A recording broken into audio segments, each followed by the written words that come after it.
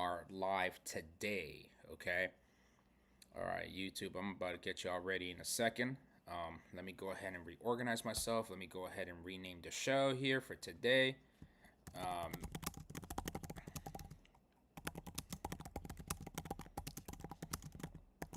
okay.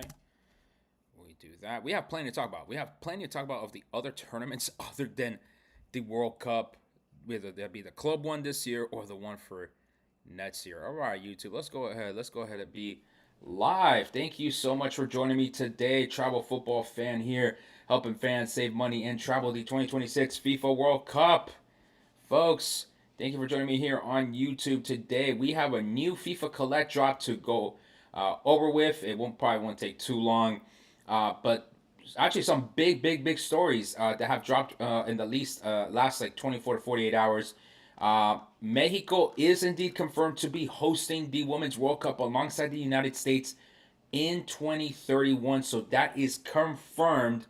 Remember that this was the original bid that was submitted back for the 2027 Women's World Cup, but then the U.S. decided not to pursue the 2027 Women's World Cup with Mexico, and then we had this story come out about a month ago that FIFA said that they were going to increase the number of teams participating in the 2031 Women's World Cup to 48 teams. That basically made it so then the U.S. would host that tournament, and now we are confirmed that Mexico will co-host with the United States, which has a gazillion implications here.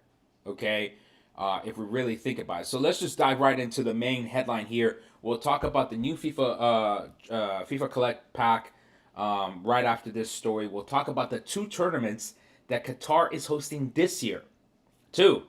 Okay.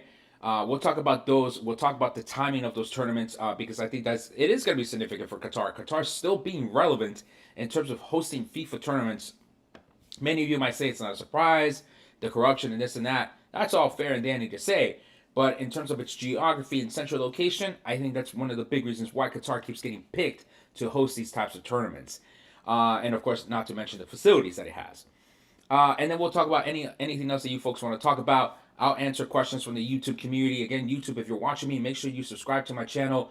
You could go ahead and send a donation over my way by buying one of these stickers. Any dono that you want to drop is appreciated. TikTok, I know you're watching over here as well. Make sure you join me on YouTube. So in that way, we can go ahead and enjoy the conversation there. TikTok, I'll have this live for about 20 minutes on, and then we'll be fully on YouTube right afterwards. Okay. And of course, any other questions, folks, you could go ahead and ask it in the chat. Okay. Andrew, I don't know about that letter from U.S. Soccer about for the Club World Cup to help the chances at the lottery. I don't know yet. I've talked about a lot about the lottery of the tickets. We'll talk about it towards the end of the show. So now we get through the other topics that we have here today. But all right, first off, Mexico has been confirmed as the co-host for the 2031 Women's World Cup. 2021 Women's World Cup. This is very significant news because remember, the original bid for 2027 did have both of these countries hosting, or at least aiming for the 2031 Women's World Cup. 2027 Women's World Cup. Wow, I'm confusing the dates here. But then they dropped that bid, right? They precisely dropped that bid because I think part of it was they realized Brazil was kind of becoming the more popular option. Two, it was because then Infantino afterwards was quoted saying that they were going to increase the tournament size to 48 teams for the 2031 Women's World Cup. And so right off the bat, that pretty much made it rather straightforward that the U.S. was at least going to aim for 2031. Okay? Now with Mexico in the fold for this tournament, I mean, that really makes a lot of sense to me. Of course, given Liga MX regulations, every club that wants to participate in the men's first division has to have a women's side in the Liga MX Femenil. And so we're going to have plenty of options of cities of where we can host the 2031 Women's World Cup in Mexico, which I think is really good in terms of the variety, right? I think we could have done a bit better with the variety of the cities that are hosting World Cup games next summer in 2026 instead of just three: Guadalajara, Monterrey, Ciudad de Mexico. I think this is a great opportunity for Mexico to be able to add one or two more cities as hosts for this tournament. So in that way, by the time we get to 2031, we're going to have a lot more places to visit for Mexico. And then, of course, for the NWSL, these are the current cities that have teams in that division. And so, even in the United States, we could be looking at maybe potentially Chicago. I mean, Chicago has been basically removing itself from these tournaments on purpose because of the high cost. Even in 6 years' time, I don't see the Women's World Cup in terms of ticket prices or anything like that going up that much more in price compared, say, to its previous tournament in 2023, right? And now coming up in 2027.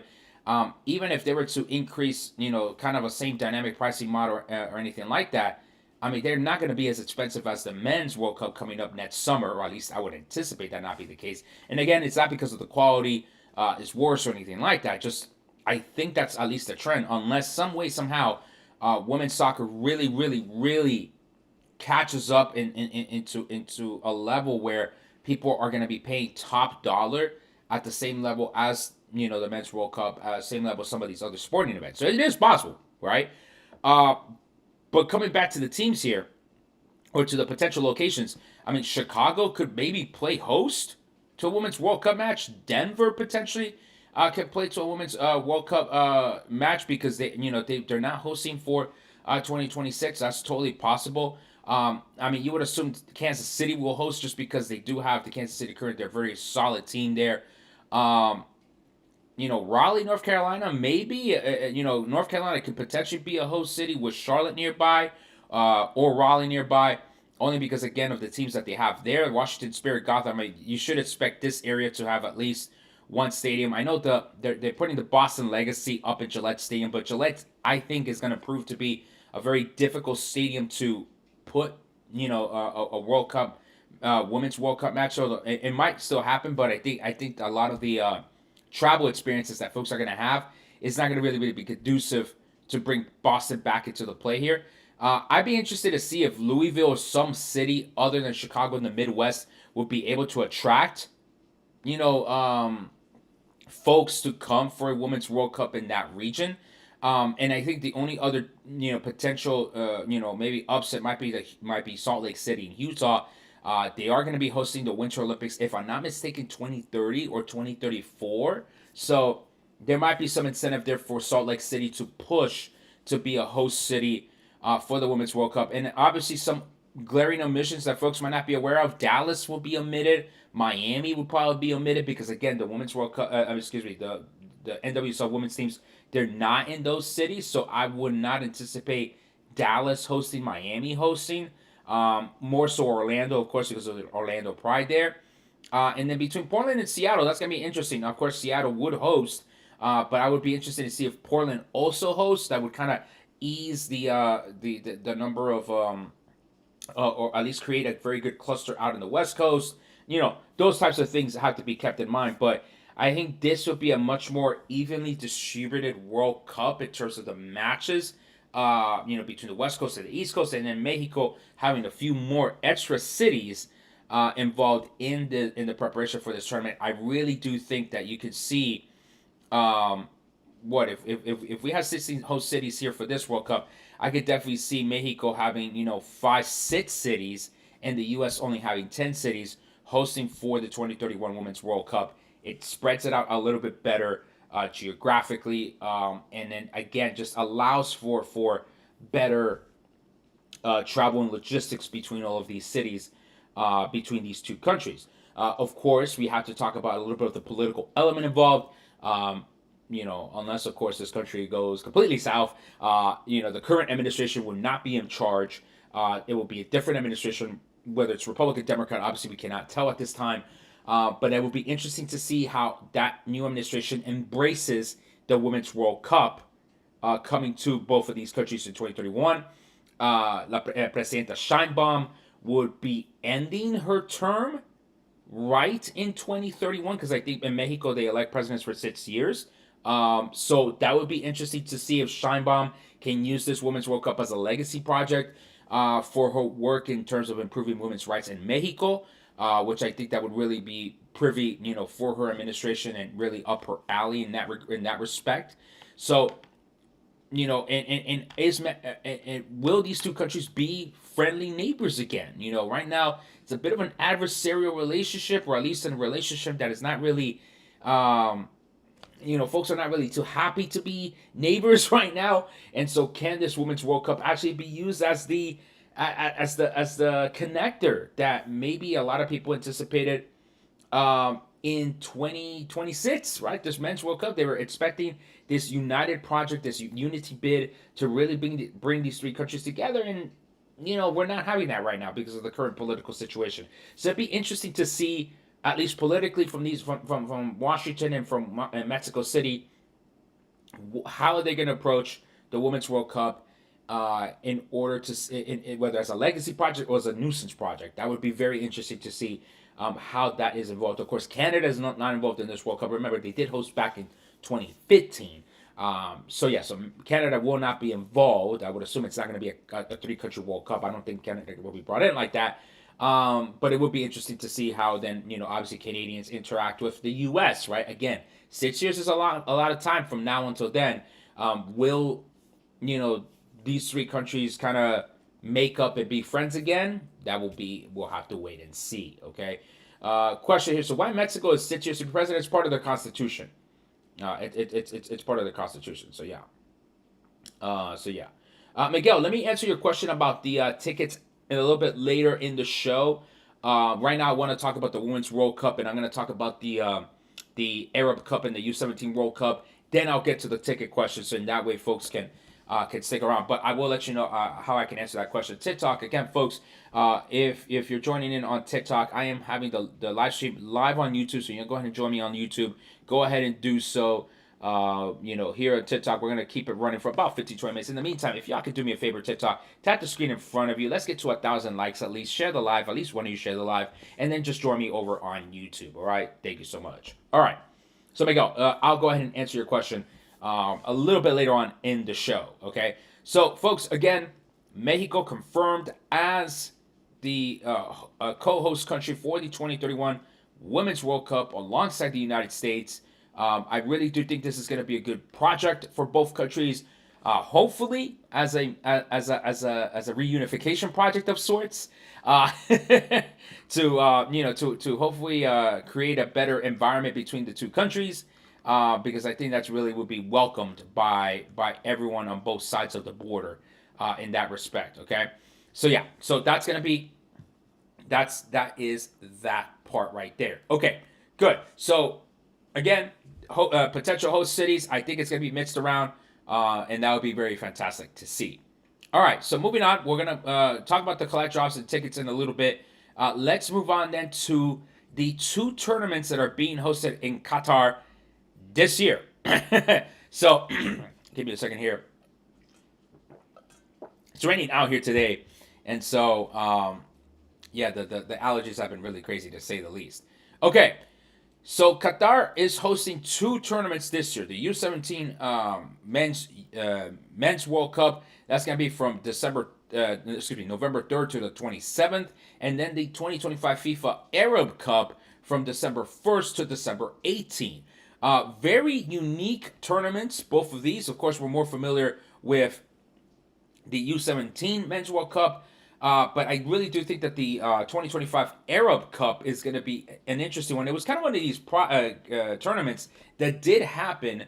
Actually, let me switch over to the Arab Cup first, because I really do find this tournament really fascinating.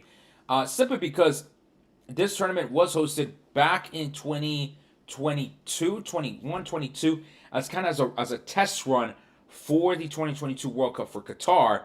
And at first, I think I caught a lot of people off guard because it was like an Arab Cup. So this was more of a cultural tournament in the sense that the countries that are involved are all, Muslim majority countries, or at least they have a significant Muslim population in those countries.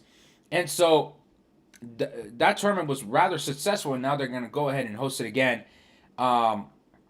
in 2025. Algeria are the defending champions of this tournament. So here's what we have so far.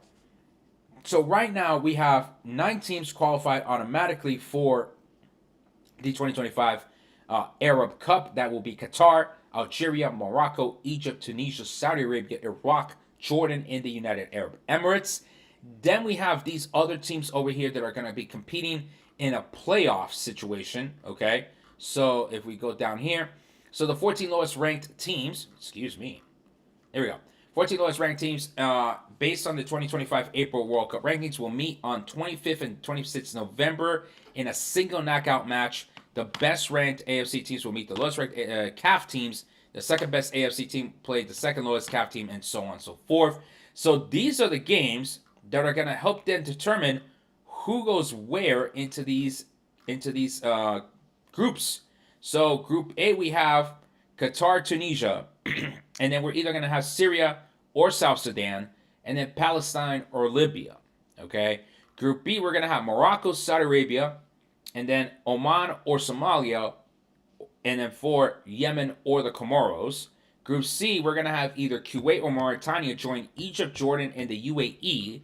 And then Group D, it's going to be Algeria, Iraq, either Bahrain or Djibouti, or Lebanon, and Lebanon or Sudan. So this tournament is going to be hosted in 6 different stadiums. That is correct. Yes, 6 different stadiums that would be part of this tournament. Lusail Stadium will obviously host like the final and some of the other bigger games. The Al Bayat Stadium, Stadium 974, which was the stadium that I went to go see Brazil, South Korea. So that's going to be an interesting venue there again. And then the other 3 stadiums, excuse me, is the Khalifa International Stadium, the Ahmad bin Ali Stadium, and then the Education City Stadium. So if you want a bit of that 2022 nostalgia of the World Cup, really, this is going to be a very interesting tournament for you to attend. I think culturally speaking, regardless of your feelings of Qatar as a whole, whatnot, and its politics, I think from a cultural standpoint, it'll be a very fascinating tournament to witness. You're going to be pretty much amongst, this Arab and Muslim culture that, will be enjoying the football in a way that you really don't get to experience. And that was really my experience that I took away from the 2022 World Cup in Qatar, mostly because I was staying in Dubai and Abu Dhabi. It was just, the region as a whole, really enjoying football in that way. I really thought it was really impactful and significant. So, yeah, if you're interested, I would assume if you want to go to this tournament, December 1st to the 18th, and again, this is not a paid sponsor ad or anything by Qatar. Trust me, if they were paying me, I probably would put more effort to this video. But nonetheless, the 2025 FIFA Arab Cup is going to be this year, December. Then we have the U17 Men's World Cup happening from November 3rd through the 27th. Okay? So that tournament, we're going to have, it's a little bit different. Okay? It's actually very different because they're going to be playing at the Aspire Zone, which are these like 8 setup pitches, kind of like almost like a big like training sports complex center. And then the final will be played at the Khalifa International Stadium. So it's actually quite interesting, okay, that they're playing these games in this kind of like massive sports complex, right? It says it's 8 pitches, but I only count, okay, well I count 5 here. Okay, 6, 7, 8. There you go. Those are the 8 pitches right there. And then the final at the Khalifa International Stadium.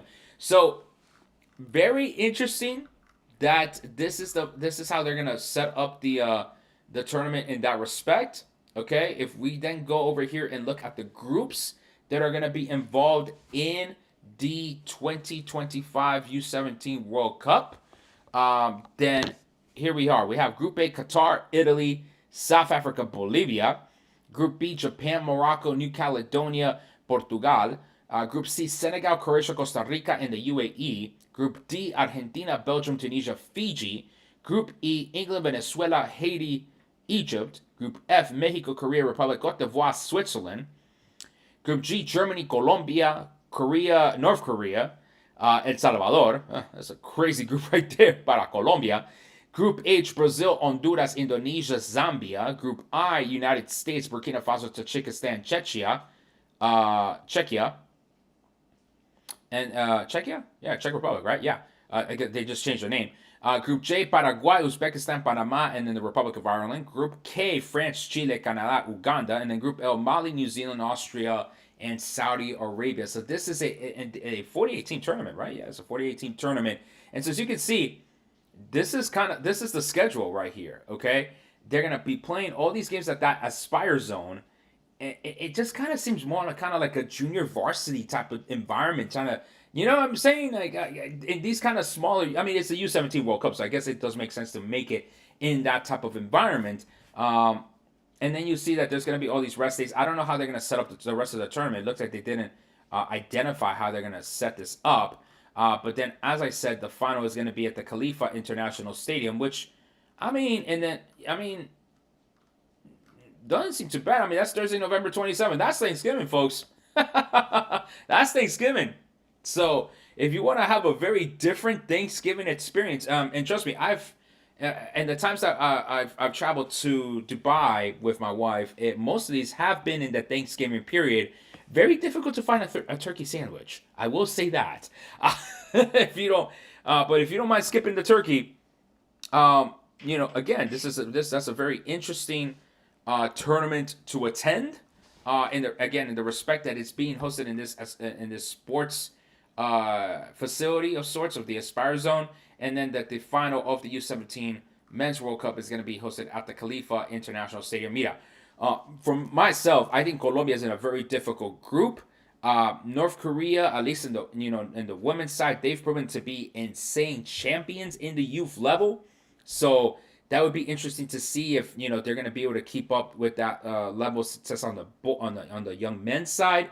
And then of course, you got the United States. I would say in a tricky group too, because these are countries that you really don't have too much like experience playing against. Burkina Faso, Tajikistan, Czechia, yeah, because they're European, but these two other countries really have a wild card type of situation at the U17 level.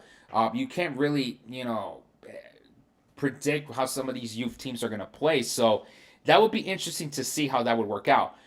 Again, November and December, Qatar is hosting these two tournaments.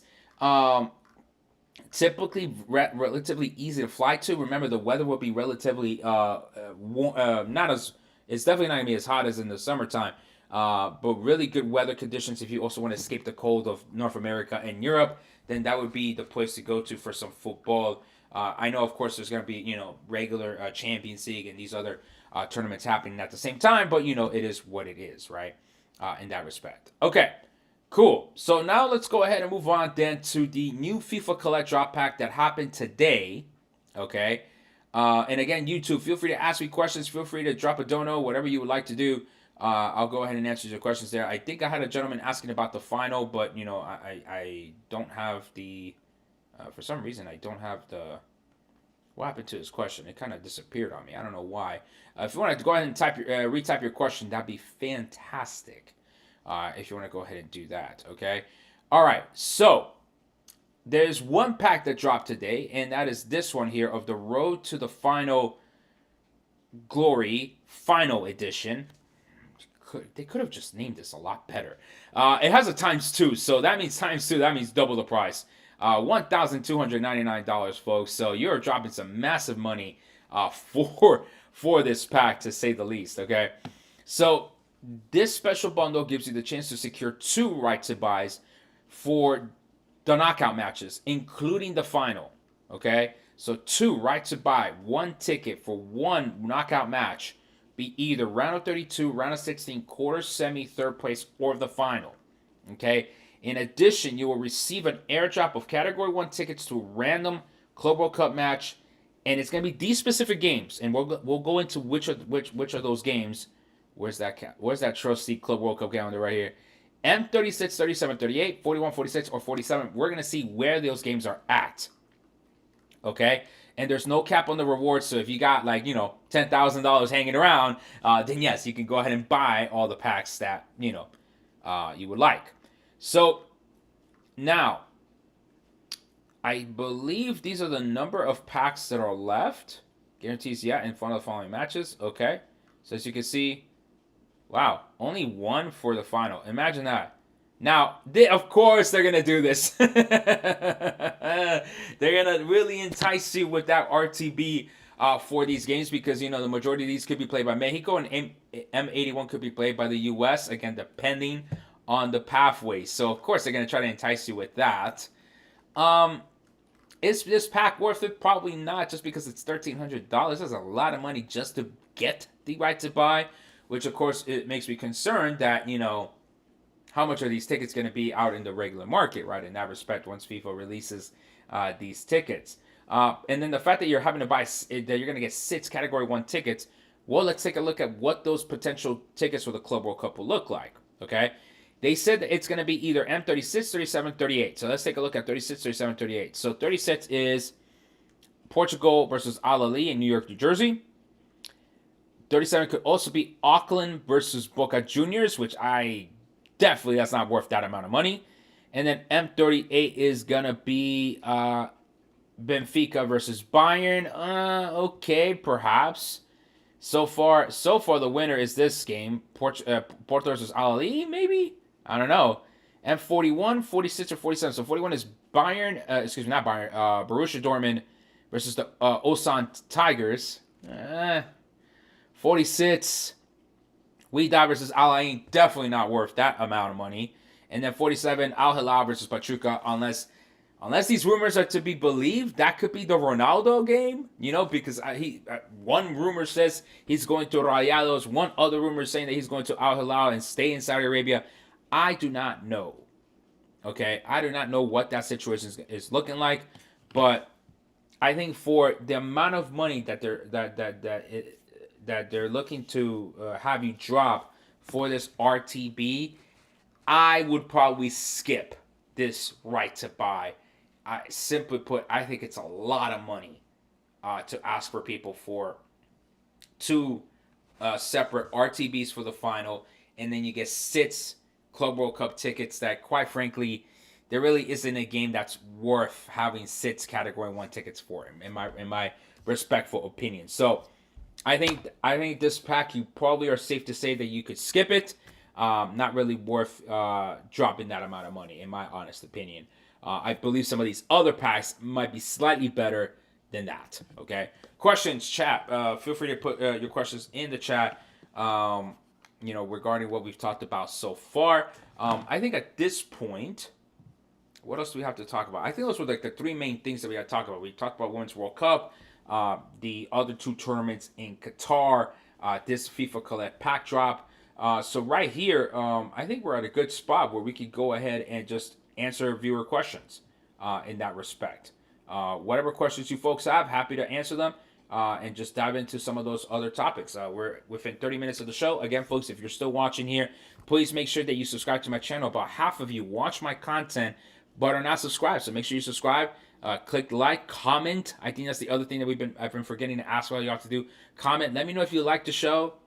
What other topics you would like for me to cover that I can consider on the following day's show. And make sure you click on the bell button to be notified of when I do host these lives. I usually go weekday afternoons. I don't really have a set time, just because I got other things to do, of course.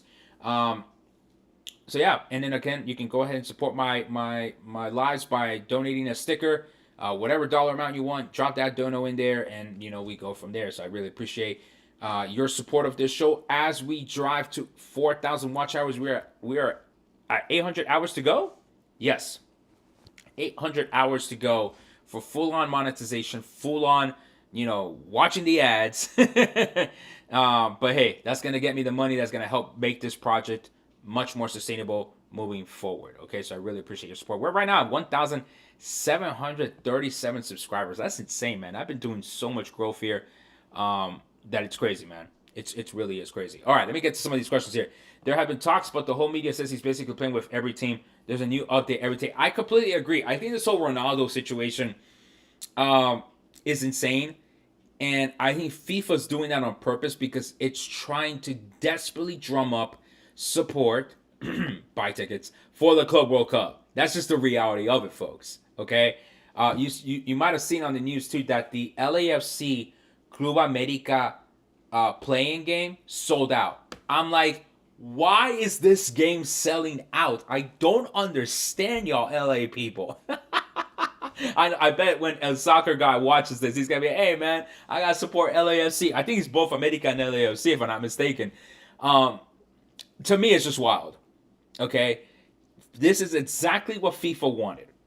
This is exactly what they wanted. They wanted these two teams to play against each other. Now they got one sold out stadium.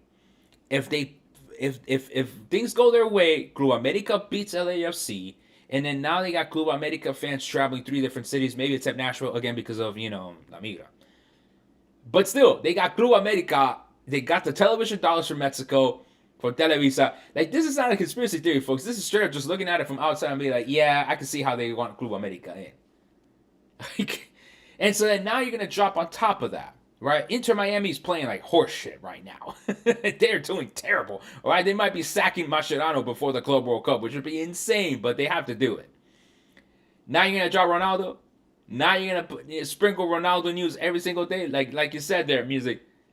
Yesterday was Rayados, today is Al Hilal. What's next? He's gonna join up with Messi and Inter? Nah, come on, man. Like, this is just a little sprinkling to, like, come on, come to the Club World Cup, fam. Come spend all that money that you were gonna save for the World Cup. No, come spend it right now, Club World Cup.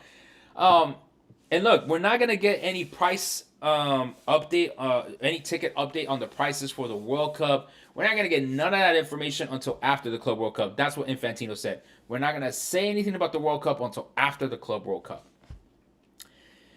Do you think they should postpone international break right before the tournaments this summer to avoid the busy schedule that would have players playing? I mean, it's almost impossible at this point because you have the Conmebol Eliminatorias happening, right? June 6th, June 10th, which, by the way, I will be going to Barranquilla next week as part of Absolute Sports endorse and pretty much supporting me on that trip over there.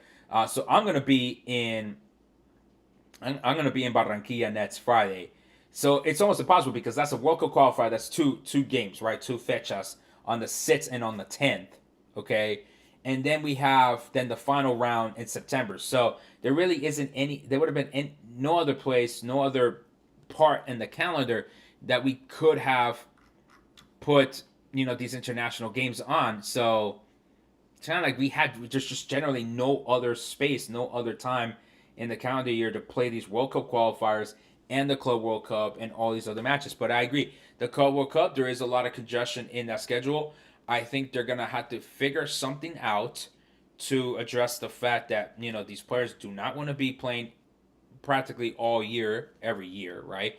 But also at the same time, how are we gonna make these tournaments happen if they want it to happen, right? Again, Infantino has put a lot of his political capital within FIFA on the success of the Club World Cup. That's just the reality of it. He has put a lot of his eggs in that FIFA Club World Cup basket, and he's gonna do whatever he has to do to put people in those games. He's gonna probably give away tickets to little kids. He's probably gonna give tickets away to military families. He's probably going to be giving away tickets to a whole bunch of people, but he's not. First of all, he's not going to say that he gave away the tickets. That's number one. Two, he needs people in the stadiums. That's how he's going to confirm that the Club World Cup is an actual thing, and then the clubs are kind of, fine, whatever, we'll participate in this tournament. That's what's going to end up happening, folks. That's what's going to end up happening. I can almost guarantee it in that respect. So, yeah. What other questions we got, chat? What other questions we got? I mean, you basically got almost 30 minutes with me, so feel free to ask all the questions. I'm happy to take this live to an hour long, or I could just end it right now. But these were the big updates that we had today that I wanted to discuss on today's show. And I know sometimes it might not be as exciting as the World Cup or the Club World Cup, but the reality is we do have all these other tournaments happening, or at least down in the pipeline.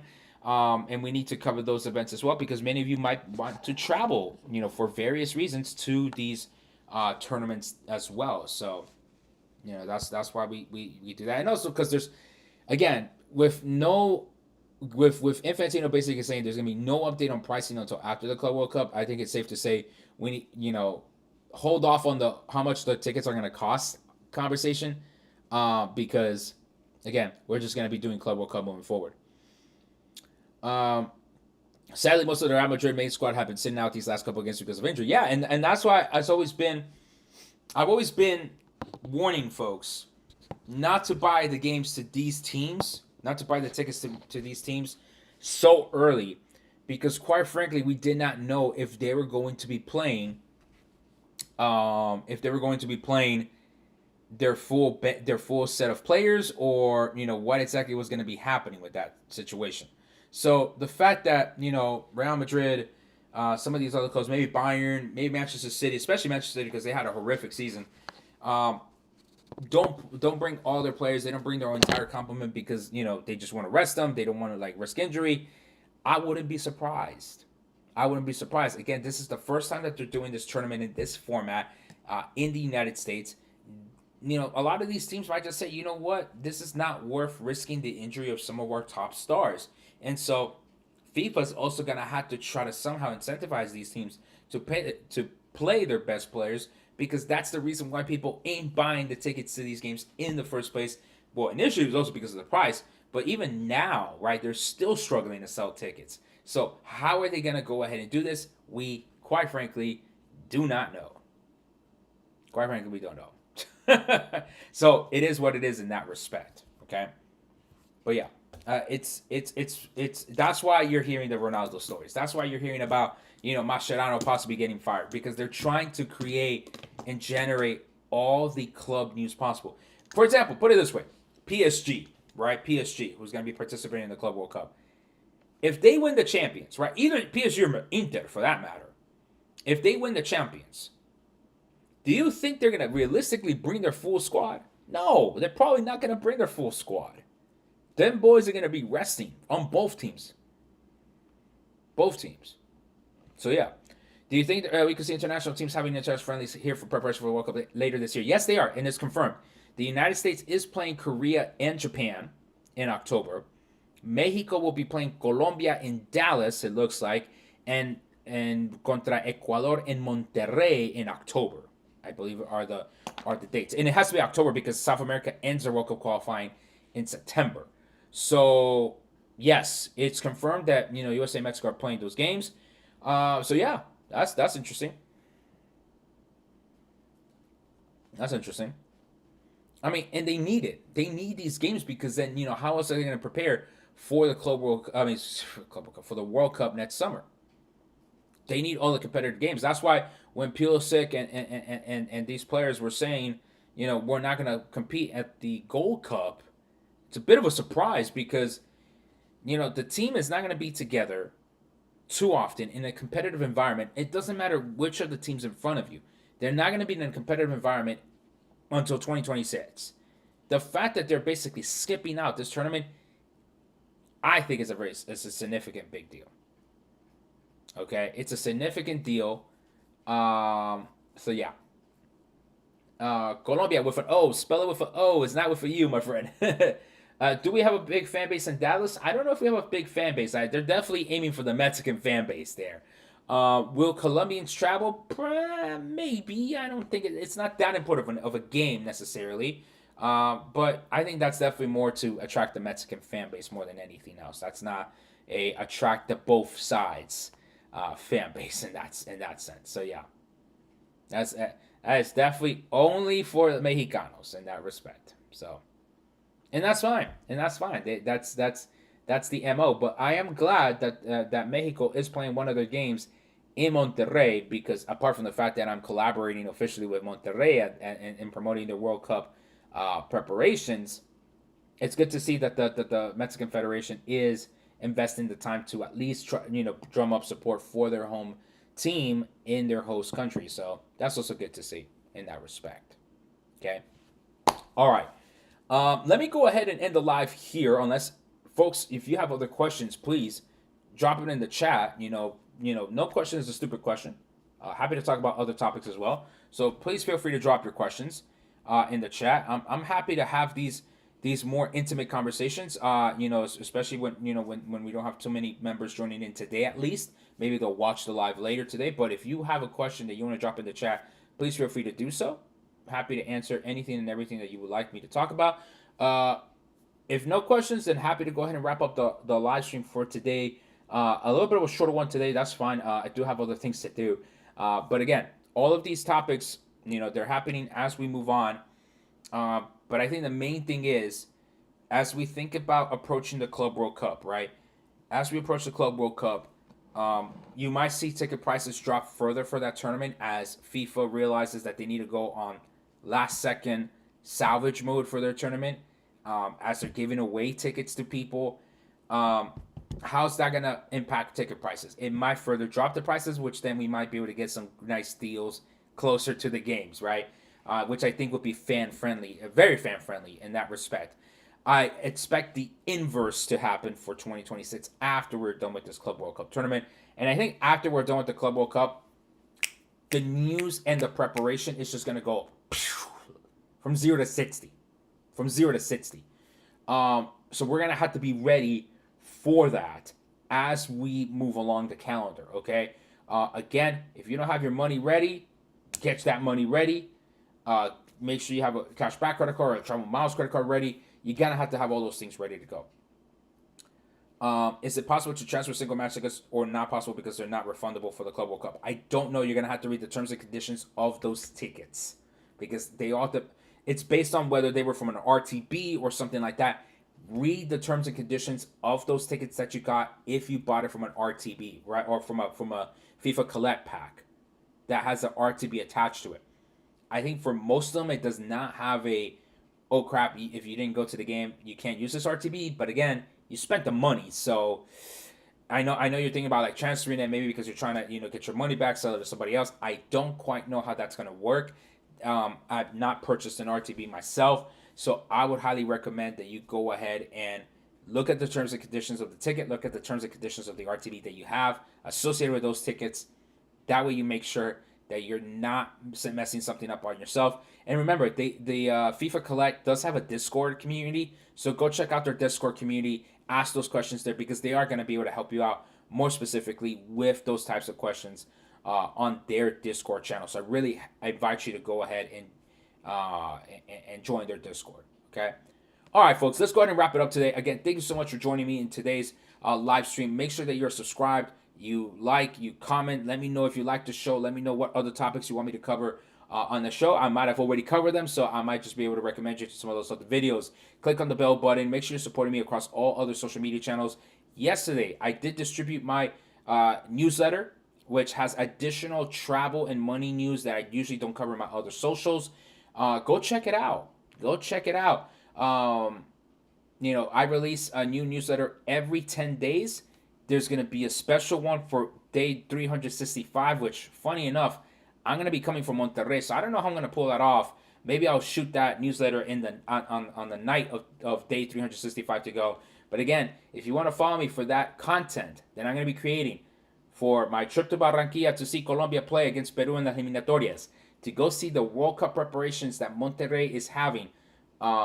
Make sure you subscribe to my content because this content is going to come fast and furious, and hopefully we can get to 4,000 watch hours, and then we have achieved exactly what we needed to achieve as we now then go into that roller coaster period for 2026. So really appreciate y'all watching here today. Again, thank you so much. I'll see you next time.